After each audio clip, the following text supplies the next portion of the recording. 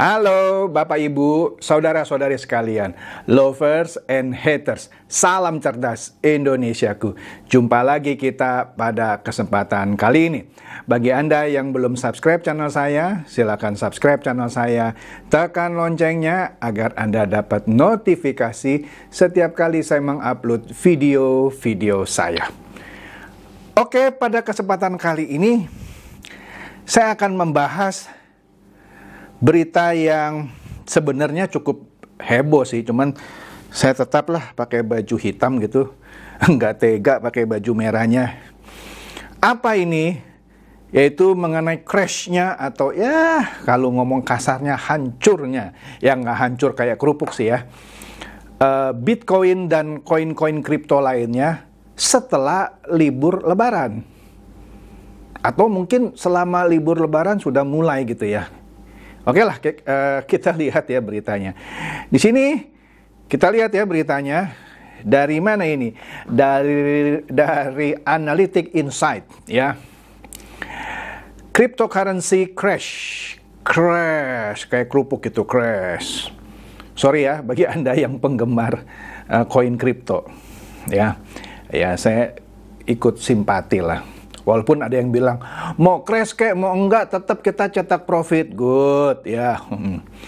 Dikatakan Bitcoin itu jebol, fall 54% dari titik tertingginya. Dia sempat mencapai titik tertinggi 69.000 US dollar.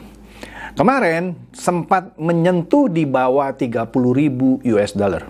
Ya betul, jatuh 54%. Ya, ini berita tanggal 10 ya, baru ini. Nah, di sini Analytic Insight membuat sebuah list lah ya, top 10 ya, pada tanggal top 10 dari cryptocurrency ya, pada tanggal 10 Mei. Bitcoin dalam waktu seharian itu jatuh di 8,28%. Di situ waktu dia list harganya di 30.999 dolar 67 sen. Ya. Tapi waktu saya pantau sempat menyentuh di bawah 30.000.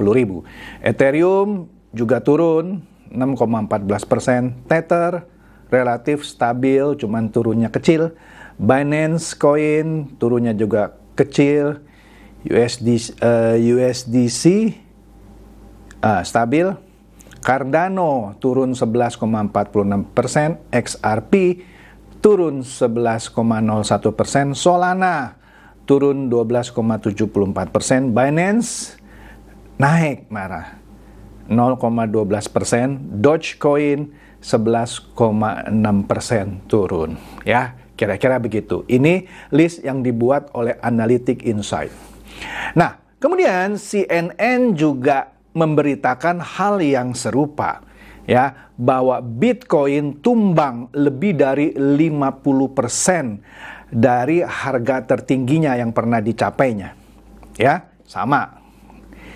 Jadi kalau tahun-tahun lalu orang bilang Bitcoin to the moon gitu ya, selalu kan kata-kata to the moon, orang yang main kripto selalu kata-katanya to the moon, beli ASIC coin to the moon, beli iCoin anaknya Yusuf Mansur, iCoin to the moon, ternyata nggak to the moon gitu ya. Oke lah, nanti dibilang saya ngeledek gitu ya. Nah, di sini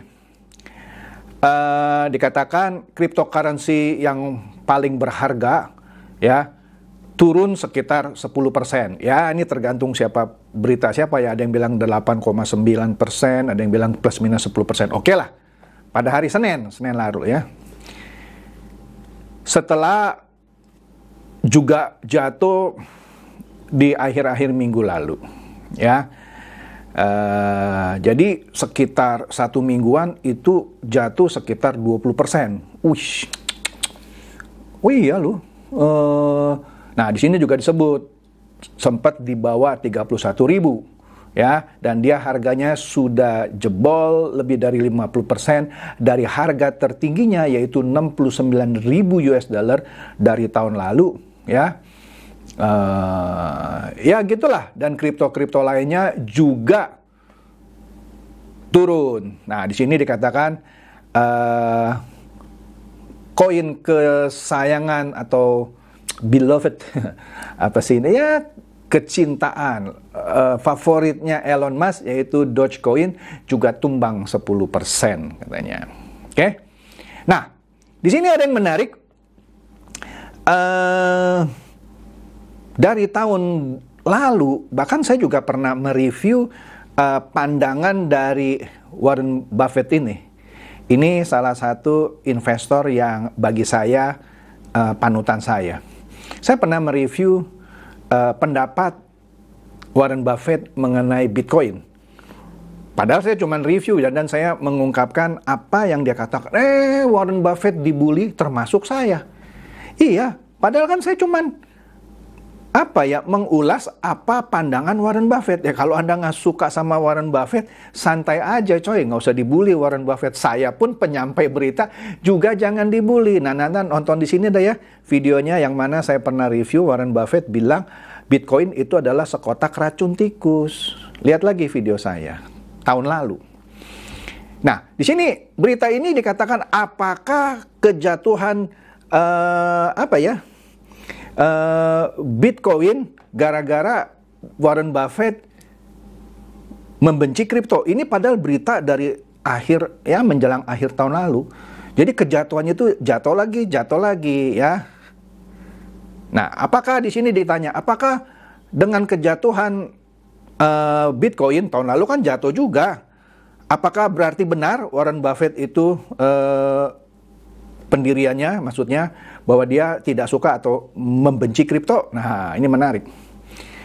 Nah, di sini intinya dikatakan walaupun di kuartal pertama dari tahun 2021 ya sempat mencapai 63.000 US dollar satu Bitcoin ya, tapi akhirnya dia turun sampai 45.000 US dollar. Ini tahun lalu ini ya. Nah, di sini menariknya apa nih yang statement ini? Apakah yang akan dilakukan Warren Buffett ini berita tahun lalu sih ya? Apakah investor ternama ini ya akan membeli Bitcoin pada harga yang lagi jatuh? Ternyata tidak. Dari tahun lalu juga ketika jatuh, Warren Buffett tidak membeli Bitcoin karena dia bilang adalah sekotak racun tikus seperti yang video saya yang lalu. Nah, di sini juga tahun lalu Warren Buffett tidak berkomentar ya mengenai kejatuhan cryptocurrency ya. Dia bilang dia tidak welcome atau tidak mendukung lah gitu ya suatu currency atau mata uang. Kan kripto bagi orang-orang disebut mata uang yang sering digunakan oleh kidnapper, penculik atau ekstorsionis. Itu pemeras ya. Ini orang dari perusahaannya Berkshire Hathaway, perusahaannya Warren Buffett ya. Nah, dia bilang juga di sini, I don't have any Bitcoin, I don't own any cryptocurrency, I never will. Ini kata-kata Warren Buffett di tahun 2020 ketika dia diwawancara oleh CNBC. Ini kalau investor ini di Indonesia ada satu orang yang juga berhasil, caranya kurang lebih mirip dengan Warren Buffett, yaitu Pak Lo Keng Hong. Ya, dia juga tidak menyentuh koin kripto. Walaupun ada orang-orang yang mungkin bisa membentuk kekayaannya dari koin kripto, baik Warren Buffett dan Pak Lo Keng Hong dari Indonesia, dia tidak menyentuh koin kripto. Nah, ada 3 alasan mengapa Warren Buffett tidak suka koin kripto. Ya, intinya koin kripto itu dia tidak suka, terutama Bitcoin, karena itu bukan aset yang produktif. Iyalah, koinnya begitu yang cuman harganya sesuai kesepakatan pasar gitu ya. Kalau dia pegang saham misalnya Coca-Cola, itu produktif aset yang produktif. Kenapa? Dengan dia memegang sebagian saham dari Coca-Cola misalnya, itu aset itu produktif kan, menghasilkan, memproduksi. Bitcoin bagi dia bukan aset yang produktif. Jadi tidak punya value yang unik. Itu cuman kesepakatan di antara para penggemar, bisa naik bisa turun, ya. Oke. Kemudian dia juga tidak memandang koin kripto sebagai uang gitu, ya. Meskipun dapat diperjualbelikan sebagai aset, ya, Bitcoin juga sempat booming gitu ya. Tapi bagi Warren Buffett itu tidak dianggap sebagai currency. Dia bilang it doesn't meet the test of currency, ya. Ini sudah disebutkan jauh-jauh hari juga kepada CNBC di tahun 2014. Jadi dia konsisten, ya. Ya dah, ya kan? Dia bilang memang betul koin kripto, Bitcoin misalnya, adalah suatu currency yang efektif ya untuk mengirim uang tanpa harus diketahui siapa pengirimnya, sehingga bisa disalahgunakan oleh penculik, pemeras, atau transfer ke teroris gitu ya. Gitu. Kenapa? Jadi dia nggak suka. Ketiga, dia jujur aja, gua nggak ngerti Bitcoin. Jadi orang ngebully dia, itu bapak tua nggak ngerti Bitcoin. Sama seperti si Chandra nggak suka karena dia nggak ngerti Bitcoin. Gua ngerti coy, cuman saya nggak mau main gitu ya. Jadi Anda kalau yang suka, suka aja. Tapi jangan mentang-mentang Anda suka, tapi saya nggak suka, Anda bully-bully saya gitu. Ntar kualat loh ya. Pokoknya, siapa? Warren Buffett bilang, saya nggak ngerti ya. Walaupun dia sukses di bidang investasi saham gitu ya. Nah, gitulah pokoknya. Tapi dia bilang, tapi orang-orang senang tanda kutip berjudi dengan koin-koin kripto ini ya. Jadi dia memutuskan, udahlah, aku nggak mau sentuh itu ya. Kemudian siapa lagi tokoh orang kaya dunia juga yang tidak suka dengan Bitcoin, padahal uangnya banyak gitu? Bill Gates. Bill Gates dari tahun-tahun lalu juga bilang dia tidak suka koin kripto. Di sini beritanya ditayangkan ulang oleh Republika.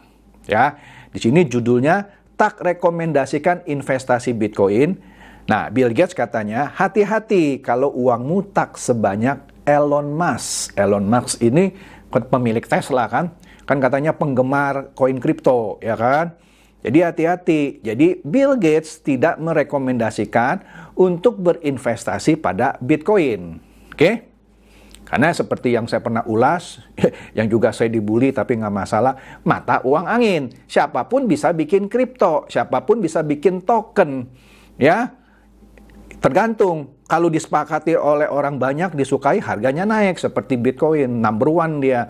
Tapi kalau nggak disukai, ya jebol gitu harganya. Kita lihat aja nanti token-token yang bikinan dalam negeri. Siapa tahu naik, atau siapa tahu hancur. Ya kita nggak tahu kan. Itu kan nggak ada dasarnya. Walaupun, nanti bisa buat main game, buat begini ya. Tapi kita lihat saja ya. Karena saya bilang, everybody bisa bikin token atau kripto. Oke? Saya bukannya meremehkan orang yang punya kepandaian untuk bikin kripto, ya, bukan. Oke. Nah, di sini dikatakan miliarder Bill Gates bukanlah tokoh yang merekomendasikan untuk kita berinvestasi pada Bitcoin. Padahal banyak sekali selebriti yang ya mungkin sukses atau apa dengan Bitcoin, tapi dia nggak ikut-ikutan, ya. Dia pernah diwawancara di tahun 2021 dan ini kan artikel ini kan ditayangkan ulang gitu ya. Pendiri Microsoft ini mengatakan kepada Bloomberg Technologies bahwa dia justru waspada terhadap hiruk-pikuk Bitcoin. Orang-orang sepertinya heboh gitu sama Bitcoin, dia mah santai aja gitu ya. Kekayaan dia bukan dari Bitcoin, dari Microsoft gitu ya. Terutama Karena nilai dari cryptocurrency ini dapat dipengaruhi oleh sesuatu yang sederhana. Makanya dia nggak suka. Misalnya dari cuitan si Elon Musk, itu bisa naik, bisa turun. Kan lucu gitu ya, menurut Bill Gates ya. Dia bilang, Elon banyak duit ya. Dia sangat canggih. Jadi saya tidak khawatir Bitcoin-nya akan naik atau turun secara acak. Nah, saya pikir orang-orang yang dibawa ke mania ini, ke hiruk pikuk ini, mungkin tidak banyak uang. Jadi kalau Anda nggak banyak uang seperti Elon Musk gitu ya, jadi Anda nggak usah ikut-ikutan gitu ya. Jadi dia tidak optimistis dengan Bitcoin ya. Jadi kalau Anda punya uang lebih sedikit dari Elon Musk, Anda mungkin harus berhati-hati ya. Nah, Elon Musk kita sudah tahu lah, dia salah satu orang terkaya di dunia sekarang ya. Kekayaannya berapa tuh sekarang? 3.333 triliun. Hebat ya. Dan dia penggemar Bitcoin ya. Nah, di sini Gates juga dia khawatir tentang kurangnya regulasi tentang cryptocurrency. Dia menyoroti dua risiko utama yang terkait Bitcoin dan bentuk cryptocurrency lainnya, yaitu mereka terdesentralisasi ya, dan mereka bisa sangat fluktuatif. Terdesentralisasi sudah saya pernah bahas di bahasan saya mengenai Bitcoin, yaitu Anda bisa transfer Bitcoin atau cryptocurrency lainnya tanpa harus melalui bank sentral. Jadi Anda misalnya pendana teroris dari suatu negara lah gitu ya, mau kirim ke teroris Indonesia, Anda bisa kirim Bitcoin, diterima oleh teroris Indonesia tanpa harus tercatat oleh Bank Indonesia. Itu maksudnya terdesentralisasi. Inilah bahayanya Bitcoin dan koin-koin kripto lainnya ya, sehingga sangat bisa fluktuatif. Memang betul Bill Gates pernah menggunakan mata uang ini juga untuk membantu negara-negara miskin, sehingga transfernya cepat, sangat efisien ya. Tapi dia menggunakan itu untuk membantu orang di negara-negara miskin. Tapi kalau hal itu disalahgunakan oleh orang yang mengirimkan uang untuk terorisme, bahaya. Dia kebetulan mencontohkan, dia gunakan kripto ini untuk kirim uang keluar ya ke negara miskin ya. Nah, dia bilang ini dari tahun lalu Joe Biden sudah mulai mengeluarkan instruksi untuk membuat aturan baru mengenai koin kripto ini ya, sehingga bisa bertujuan untuk menangani perlindungan konsumen, stabilitas keuangan, mengurangi aktivitas terlarang tadi seperti mendanai terorisme dan lain-lain. Nah, kemudian siapa lagi yang tidak suka terhadap Bitcoin? Greenpeace. Greenpeace juga tidak suka. Kenapa? Greenpeace ini kita tahu suatu gerakan yang mengutamakan atau mempromosikan suatu aktivitas sehingga kita bisa hidup di lingkungan yang hijau gitu ya, yang friendly. Singkatnya begini, dia tidak suka dengan Bitcoin karena Bitcoin ditambang dengan menggunakan sejumlah arus listrik yang banyak. Sehingga dibutuhkan pembangkit tenaga listrik seluruh dunia yang ujung-ujungnya misalnya menggunakan batu bara. Ya kan? Atau tenaga nuklir. Sehingga tidak friendly atau tidak bersahabat dengan lingkungan. Maka Greenpeace tidak suka. Makanya dia sangat mendorong penambangan Bitcoin nantinya tidak lagi proof of work tetapi proof of stake. Makanya Greenpeace sangat tidak mendukung Bitcoin. Nah, sekarang kita lihat dengan tidak sukanya Warren Buffett, Bill Gates, dan Greenpeace. Anda harusnya para penggemar Bitcoin atau cryptocurrency seharusnya berterima kasih kepada Warren Buffett, pada Bill Gates dan Greenpeace. Kenapa? Karena mereka sudah tahu ini anjlok harganya, tidak diserok. Kalau istilah orang-orang yang pemain kripto. Kan kalau orang pemain kripto, asik harga jatuh, mari kita serok. Mari kita beli di harga murah. Mungkin Elon Musk sekarang lagi beli nih karena harganya murah, tetapi Bill Gates maupun Warren Buffett dia tidak sentuh walaupun harganya sedang turun, ya. Nah, oleh karena itu apa nih 3 alasan dibalik jatuhnya pasar kripto? Nah, kita lihat di sini. Di sinilah disebut lah ya, dalam waktu seminggu aja kapitalisasi itu hancur sebanyak 130 miliar dolar kali saja ya 15.000, berapa triliun itu ya. Jadi orang di dunia ini dalam waktu seminggu saja kehilangan uang 130 miliar dolar. Astaga, ya. Dikatakan Bitcoin dan Ethereum memimpin dalam kerugian ini. Astaga, ya. Crypto market cyclical, maksudnya bisa naik, bisa turun, ya. Tetapi ada beberapa faktor yang bisa mempengaruhi itu. Nah, kemungkinan yang pertama yang membuat pasar kripto itu crash yaitu kenaikan suku bunga Fed. Nah, di Amerika ada Federal Reserve ya bank sentral gitu ya, yang menaikkan suku bunga bank gitu ya minggu lalu. Nah, biasanya kalau suku bunga dinaikkan, maka biasanya saham-saham pada turun. Yang namanya Bitcoin ikut-ikutan, padahal harusnya kan tidak begitu. Nah, di sini pertama karena Federal Reserve menaikkan suku bunga. Kemudian di sini ada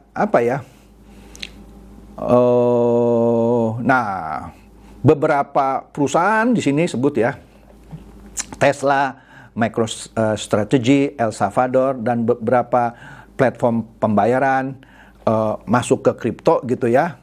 Sehingga di sini sebenarnya pada waktu itu bullish di tahun 2021 ya. Tetapi meskipun demikian bullishnya itu atau kenaikan harga kripto itu tidak berkelanjutan sampai di tahun 2022 ya. Kemudian seeking safer ground. Nah, di sini katanya investor-investor sepertinya bereaksi terhadap apa yang terjadi terhadap ekonomi secara lebih luas ya. Nah, sekarang mereka katanya investor ini lebih confidence, lebih yakin kepada aset-aset tradisional seperti apa? Surat hutang negara lah, aset dalam bentuk properti lah, mungkin emas lah atau saham, itu tradisional aset ya. Dengan recovery-nya pandemi COVID-19 ya. Nah, jadi dia kembali ke aset-aset tradisional ketimbang dia pegang kripto sebagai aset ya. Menarik ya. Padahal kan katanya kripto adalah investasi masa depan, tetapi enggak juga tuh. Tetap saja orang setelah pandemi sudah mulai mau berlalu pada kembali ke aset-aset tradisional. Nah, ini bull bear cycle. Nah, bull bear cycle mah biasa lah ya. Saham juga melalui tahap ini. Artinya mau kripto, mau emas, mau komoditas lainnya pasti mengalami pasang surut. Ketika misalnya kripto sedang pasang, nah hati-hati karena Anda harus siap-siap dia akan surut. Itu maksudnya bull bear cycle. Cycle naik turun, kira-kira begitu ya. Jadi inilah menariknya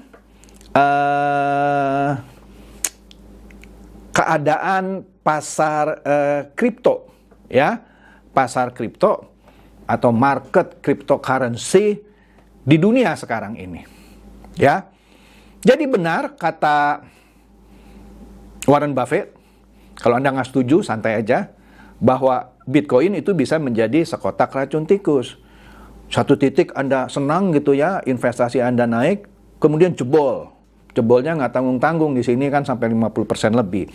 Untunglah kalau Anda belinya bukan di harga yang 69.000 US dollar. Ya, atau Anda sempat cut loss.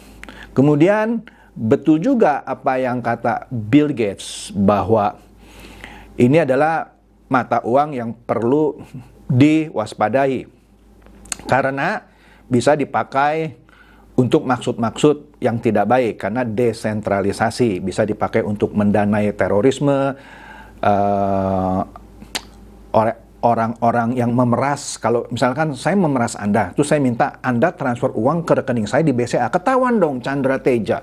Tapi saya minta Anda kirim ke wallet saya yang ID-nya sekian, yang Anda tidak akan tahu. Nah, itu desentralisasi. Bahayanya koin kripto. Kemudian Greenpeace juga punya alasan bahwa penambangan Bitcoin sekarang ini yang menggunakan proof of work akan mengkonsumsi sejumlah besar tenaga listrik. Kan di video-video saya sebelumnya juga pernah saya bahas, sehingga dia menentang penambangan Bitcoin.